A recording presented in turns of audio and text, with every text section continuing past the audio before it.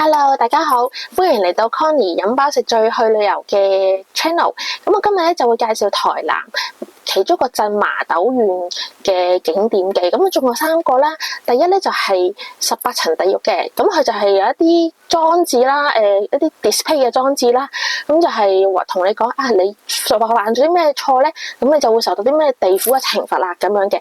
咁啊，第二個咧就係藝文中心嘅，就喺麻豆縣嘅。咁佢就係一個類似大館、香港大館嘅一個公園咁樣啦。咁就有好多藝術裝置啊，有啲展覽館啊，咁亦都有啲音樂俾你聽嘅。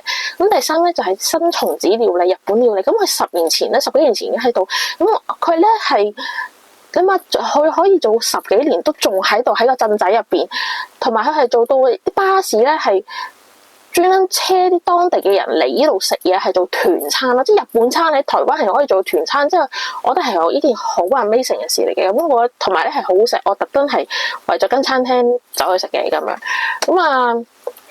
咁我講下18層地獄先啦。18層地獄咧，因為啲相咧就唔齊嘅，咁我話上網揾咗啲相啦咁樣。咁佢18層地獄咧，佢係幾層嘅一個 building 咁樣啦。佢入邊咧有18個 location 嘅，有18個位置啦，都係都係同你講啊。你第一層，譬如佢第一層地獄咧你犯咗咩錯咧？譬如犯咗要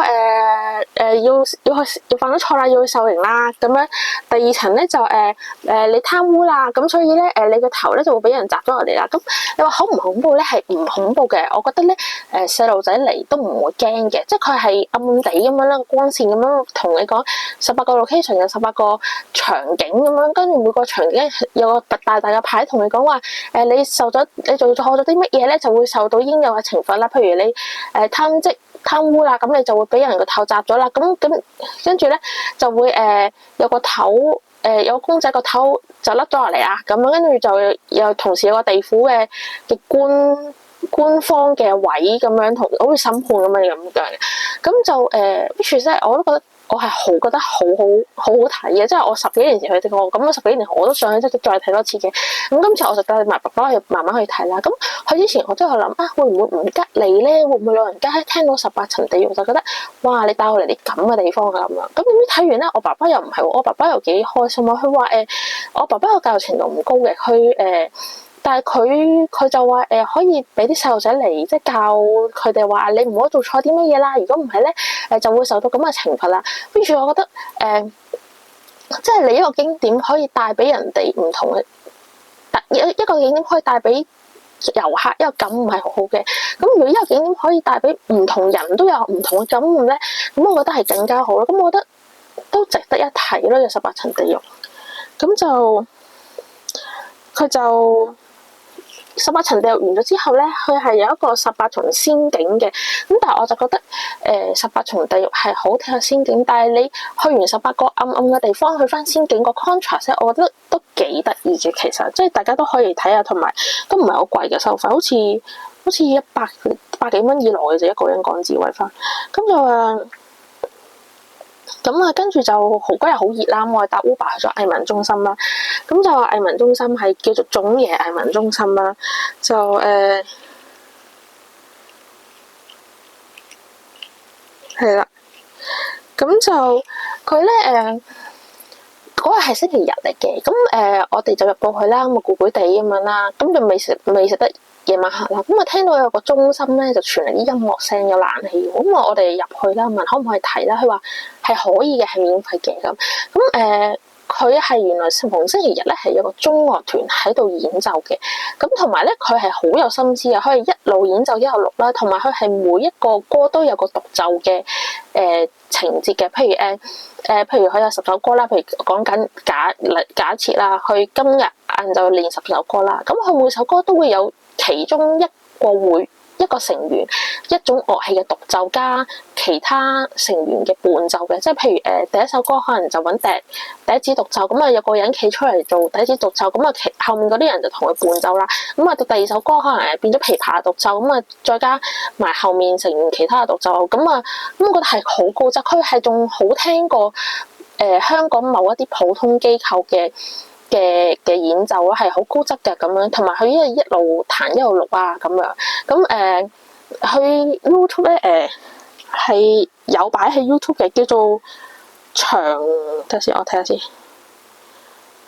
叫做長雲啊，場景嘅場，雲拍嘅唔係雲拍，場景嘅長短嘅長，一層雲嘅雲啊，cloud 個雲，咁啊長雲惡習咁樣啦，咁啊佢都擺咗好多片上去睇，咁我都聽過係好高質嘅，即係我覺得如果你作為收費，你出去巡迴演出咧，我覺得佢都做得到嘅，即係個品質，即係個指揮喺個老人家啦，嘅要求係好高啦，即係試過有啲成員彈得唔係咁樣，佢話唔得再嚟嗰個咁樣，即係唔係 hea 底啊！即係佢雖然係免費嘅，但係佢係即係全部人都好俾心機去練啊咁樣，咁我覺得都幾，即係我覺得係，即係佢俾我感悟係乜嘢咧？即係我覺得喺你呢個國家嘅 GDP 係緊要，即係你梗係嗰一日搞個活動要幾多個人嚟，要幾多個人消費，要幾多個人買嘢，要幾多個貨賣出去咁樣先係成功嘅。但係呢個時候係咪唔使咁追求 GDP 咧？即係你咁嘅環境，星期日咁樣一家大細嚟，可能或者一對情侶嚟咁樣坐一個下晝唔收費嘅，嗰度唔收費嘅喎，咁啊可以聽到咁高質音樂表現咁樣，即係個唔係量嘅問題，係質嘅問題咯。即係佢仲要係免費又咁高質咁樣，即係我覺得一個人嘅生活，如果星期日有咁一個下午間中嘅，即係我覺得對個心靈都係幾好嘅，即係我覺得係。咁跟住我哋就去食新松子料理啦，新松子料理睇下揾下先，係啊，咁啊呢個。新松子日本料理喺度10幾年㗎啦，咁咧佢係啲嘢食咧係好好食嘅。我哋咧係嗌咗咁多嘢食啦，我哋係嗌咗4個套餐啦，跟住其中一個套餐係有魚翅嘅，但係咧我哋食咗夾埋4個人都係唔使港紙600蚊，咁跟住我哋係坐 Uber 嚟麻豆啦，就發覺。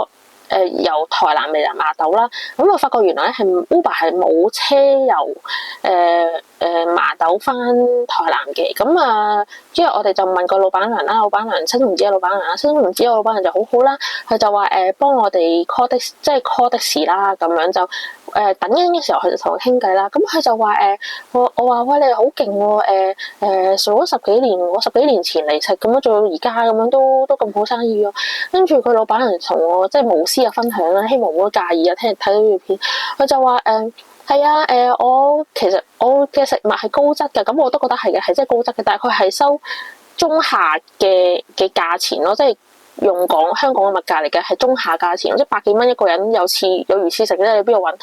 咁佢就話我可以賣到好貴㗎，我可以賣到幾千蚊、千幾2000蚊一個人港紙咁樣，高質嘅，咁都有人嚟食㗎。但係佢話啲人一年會嚟食嘅一次，如果我賣千幾2000蚊，啲人一年可能就會嚟食一次。咁我會有好多吉台啊各樣㗎嘛。咁但係如果我高質嘅食物，我中下價錢，咁啲人一年就會嚟食4-5次，咁我就會圍到個成本啊，或者個食材新鮮啊，即係佢意思係咁樣咯。咁我覺得係一個好成功嘅生意例子，我哋都好多謝分享，即係原來。